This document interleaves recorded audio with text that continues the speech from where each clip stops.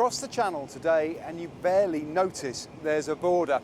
If there's a no-deal Brexit, that will change.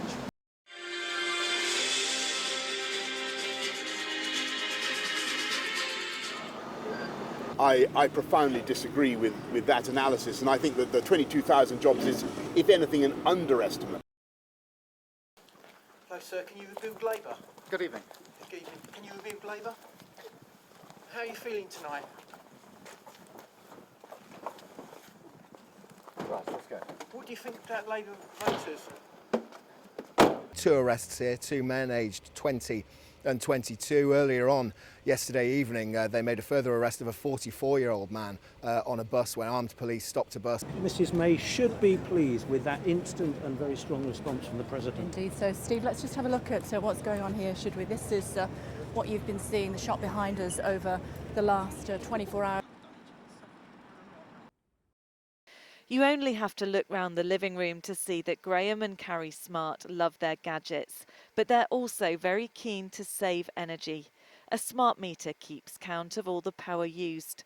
You just log in and then set your heating as to what times you want it on and or off. Outside, Graham showed me the solar panels they had fitted 5 years ago to save energy and money. The energy efficiency in it cut your house bills, and the payback that you get off the electric company manages to cover all our gas and electric bill. That rose to a peak in 2005, but since then it's steadily declined. The reduction is equivalent to 2.5 times the output of the new nuclear plant being built at Hinkley Point in Somerset. This particular spotlight has got a retrofit bulbs in, which means it's been changed from the halogen bulb, which is 50 watts, down to a 5-watt LED bulb. That's a 45-watt saving. It's those changes that might seem small that are having the biggest impact on the amount of electricity we're now saving. Becky Johnson, Sky News, Bromsgrove. In the village of Purton in Wiltshire, even basic, reliable broadband seems an unattainable dream for many. Now the Prime Minister's promising the speediest of fibre connections to every home and business in the land, all by 2025. But with an internet connection that regularly leaves her waiting, Jackie Lay doesn't hold out much hope. I have copper cable coming to me from a fibre cabinet. Only around 8% of UK homes currently have access to a full fibre connection, way behind countries like Spain and Lithuania. And what's needed now, according to the telecoms industry, is a 100% commitment from the government if the goal's ever to be achieved. But for Jackie, even that seems an unlikely option. Her signal's so poor, she often struggles to make the most basic of calls. Emma Birchley, Sky News, Wiltshire.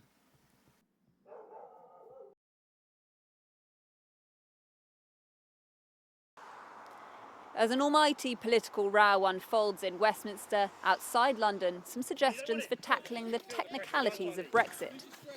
The MP here in Luton South left the Labour Party to join the pro-EU group Change UK before resigning again and becoming an independent MP. But 56% of people in Luton voted to leave the European Union, and the mood is as divided as it is in Westminster. The sense you get here in Luton is that people either don't know or care about what's going on in Westminster, or they feel really strongly one way or another about Brexit and the proroguing of Parliament. But one thing is for sure, no one we've spoken to today is on the fence about what should happen next.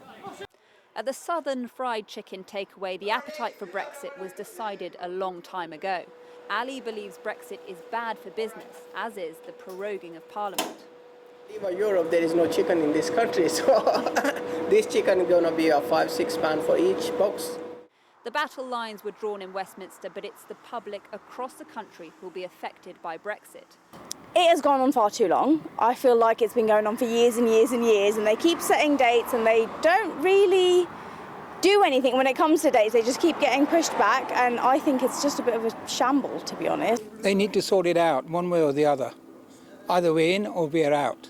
And with a lack of consensus here or in Parliament, it may well ultimately be them who decide what happens next. Ali Fortescue, Sky News.